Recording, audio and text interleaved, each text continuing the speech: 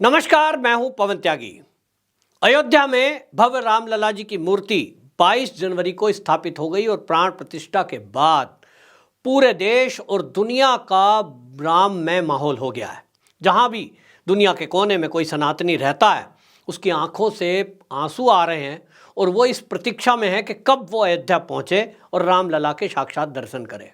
लेकिन हमारे देश में जो राहुल गांधी हैं, कांग्रेस के नेता, वो ये कह रहे हैं कि राम तो कोई मुद्दा ही नहीं है, राम की कोई लहर नहीं है। उनको राम की लहर दिखाई भी कैसे देगी, क्योंकि उनकी आंखों पर ये जो तुष्टीकरण की पट्टी बंधी है, इसके कारण तो उनके जो दादाजी नाना जी ये जो सब रहे हैं, इन लोगों ने हमारे देश के साथ जो किया है वो किससे छुपा है।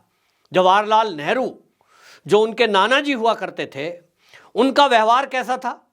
उन्होंने वहां जो रामलला की मूर्ति थी उसको हटाने के लिए के नायर जो उस समय के डीएम थे, ये बात आपको बता रहा हूं 1949 की। 1949 में के नायर नाम के व्यक्ति वहां डीएम थे और यूपी के सीएम को आदेश दिया कि ये मूर्तियां वहां से हटवा दी जाएं, क्योंकि मुसलमानों को खुश करना है। तो नाना जी ऐसे निकले, दादाजी का नाम राहुल गांधी लेते नहीं है। उनकी दादी ने वो जो शादी की है वो तो कहने की जरूरत ही नहीं है। तो कुल मिलाकर के इनकी आंखों पर वो जो पट्टी बंधी है, उस पट्टी में इस देश का हिंदू, इस देश का सनातनी इनको कभी दिखाई नहीं दिया। और हालत यह है कि पूरा देश दिवाली मना रहा था 22 जनवरी की रात्रि में। जिस तरह से पूरे देश ने दिवाली मनाई है, राहुल गांधी को ना तो वो दीपावली दिखाई दे रही है, ना वो पटाखों की तेज आवाज इनको सुनाई दे रही है, और इनको अभी भी राजनीति सूझ रही है। हालांकि जो व्यवहार इन्होंने किया उसके कारण, जिस तरह से इन्होंने बड़े बड़े वकीलों की फौज खड़ी की थी, आज पूरे देश का सनातनी गुस्से में है। अयोध्या के अंदर तो माहौल यह है कि जो राम भक्त वहां पहुंच रहे हैं वो ये कह रहे हैं कि ऐसी भव्य दिव्य मंदिर जो बनाया गया है, ये कांग्रेस के कार्यकाल में भी पूरा हो जाता, होना चाहिए था। क्योंकि देश की आजादी के बाद यदि कोई एक गुलामी की निशानी मिटाने की जरूरत थी तो वो राम और कृष्ण की जन्मस्थली थी। लेकिन कांग्रेसियों ने तो इसके लिए कोशिश नहीं की, बल्कि उल्टा वहां राम का मंदिर ना बने उसके लिए षड्यंत्र किए। जैसा मैंने कहा, जवाहरलाल नेहरू ने वहां उस समय 1949 में के नायर जो डीएम थे, उनके जरिए मूर्तियों को वहां से फिकवाने की कोशिश की। हालांकि उन्होंने ऐसा करने से मना कर दिया। उसके बाद विवाद बढ़ा और आप सोचें कि उसको सस्पेंड कर दिया गया। यानी उन डीएम साहब को जो उन्होंने राम के प्रति आस्था दिखाई, उसके कारण उनको सस्पेंड करा, यानी सजा दे दी। इन कांग्रेसियों की मंशा यह थी कि वहां मस्जिद ही रहे, राम की सभी निशानियों को मिटा दिया जाए। उसके बाद यह आंदोलन बना, तो इन आंदोलनों में केंद्र के अंदर कांग्रेस की सरकार, और वहां राज्य में जिस तरह से गोलियां कार सेवकों पर मुलायम सिंह यादव ने चलाई, उसी मुलायम सिंह यादव की समाजवादी पार्टी से आज कांग्रेस साथ मिला है। उसके साथ 2024 के लोकसभा चुनाव लड़ने हैं। तो ये राम को कैसे बताएंगे साहब, राम का माहौल है। लेकिन जनता तो समझती है, आज जनता सब जानती है। ये जिस तरह का नैरेटिव बनाने की कोशिश कर लें, अब कुछ होना नहीं है। देश की जनता ने तय कर लिया है कि जो राम को लाए हैं हम उनको लाएंगे। अब इनकी टोली में आप देखिए कि जिस तरह से पहले बॉलीवुड के लोग हुआ करते थे, बॉलीवुड के लोगों के जरिए ये एक नैरेटिव बना लेने की कोशिश करते थे। कभी अवार्ड वापसी कराते हैं, कभी ये बयानबाजी करवाते हैं। इन्होंने राम मंदिर के विरोध में भी, सुष्मिता सेन का अभी एक एक्स पर पोस्ट पर एक वायरल हो रहा है काफ़ी, हालांकि उनकी खिंचाई भी हो रही है कि वो किस तरह से राम के मंदिर के समय में वहाँ जो है संविधान की कॉपी ऐड कर रही है। यानी वो दिखाने की कोशिश कर रही है कि हमारा देश सेकुलरिज्म है। हमारा देश सेकुलर नहीं है। सुष्मिता सेन को अगर ज्ञान होता तो वो जानती कि सेकुलर शब्द इंदिरा गांधी ने डाला, लेकिन ये बाज नहीं आ रहे। इनको लग रहा है कि ये अभी भी राम भक्तों का अपमान करेंगे, सनातनियों का अपमान करेंगे और देश की जनता यूं ही चुप बैठी रहेगी। तो भाई अब वो टाइम है नहीं। इसीलिए आपको बता दूं, अमिताभ बच्चन के परिवार ने समझदारी दिखाई कि अमिताभ बच्चन को जब ये निमंत्रण मिला तो अमिताभ बच्चन, अभिषेक बच्चन वहां कार्यक्रम में आ गए। जिसको समझ में आ रहा है कि देश का मूड क्या है, वो चाहे पहले कुछ भी रहा हो, आज की डेट में अपने को बदल रहा है और समय के अनुसार जिसने नहीं बदला उसको जनता ठिकाने लगा देती है, माने सबक सिखा देती है। अब कांग्रेसी हैं, राहुल गांधी कहते हैं मंदिर का कोई, राम मंदिर का कोई मुद्दा नहीं है, ये तो पॉलिटिकल इनका कार्यक्रम था। भाई आप अगर जाते भी तो आपको वहां जनता घुसने नहीं देती। असम में राहुल गांधी यात्रा पे निकले हुए हैं। अब देखिए वहां तो लोकल मंदिर था लेकिन राम भक्त इकट्ठे थे, उन्होंने कह दिया राहुल गांधी को हम इस मंदिर में एंट्री नहीं करेंगे, नहीं करने देंगे।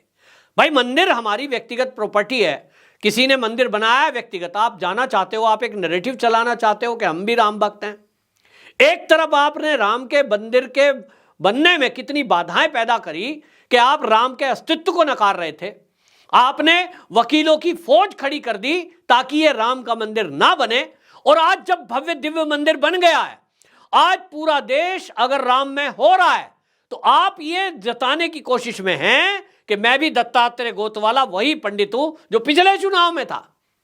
अब आप तिलक भी लगाएंगे, अब आप राम नाम की दुशाला भी ओढ़ेंगे, अब आप जनेऊ भी कोट के ऊपर पहनेंगे, लेकिन अब आपका ये फर्जीवाड़ा नहीं चलेगा, क्योंकि वो कहते हैं ना काठ की हांडी बार बार नहीं चढ़ती।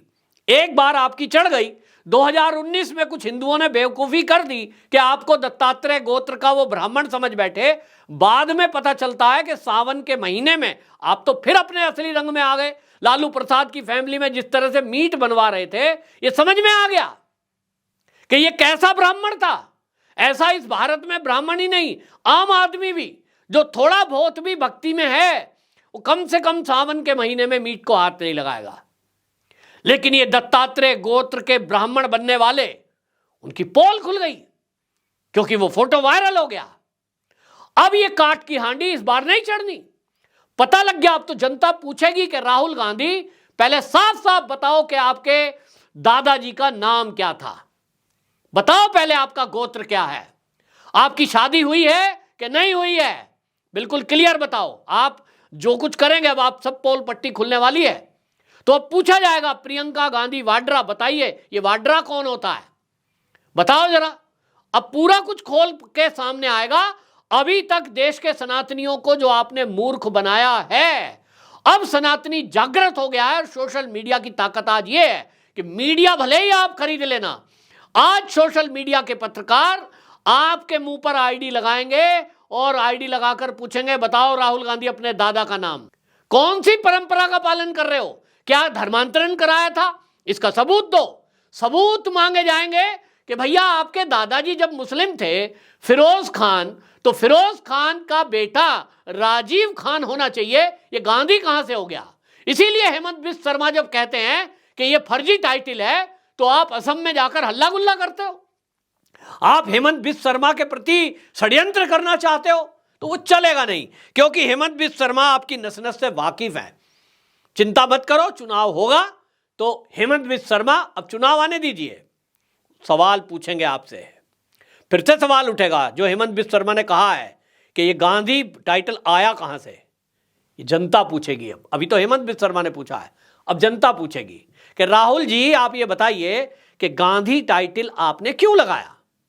मेरा नाम पवन के बाद त्यागी है क्योंकि मेरे पिता के नाम के आगे त्यागी था, मेरे दादाजी के नाम के आगे त्यागी था, दादाजी के नाम के आगे त्यागी था, मेरी 6-7 पीढ़ियों से त्यागी नाम लगा हुआ है, और उससे भी पहले पीढ़ी के आगे से मेरा गोत्र लगता होगा। तो भाई मेरा गोत्र है, मेरे नाम के आगे लगा है, मैंने किसी पड़ोसी का गोत्र नहीं लिया है या उपनाम मैंने नहीं लगाया है। तब आपने गांधी क्यों लगाया, अपने दादाजी का नाम क्यों छुपाया? क्या आप हिंदुओं का मूर्ख बनाकर हिंदुओं की वोट मिल जाए और मुस्लिम आपको समझ ही लें कि ये तो मुसलमान ही है इसलिए उनका वोट मिलता रहे, ये करना चाहते थे? ये क्वेश्चन मार्क है बहुत बड़ा जो हेमंत बिस्व शर्मा ने पूछा है, मैं नहीं पूछ रहा हूं। तो अब जनता सवाल कर रही है क्या इसीलिए आपने राम मंदिर के प्राण प्रतिष्ठा में जाने को मना कर दिया? आपका धर्म अलाउ नहीं करता। क्या आपने इसीलिए राम मंदिर को बनने से देश की आजादी के 75 साल तक भी रोक लगाई?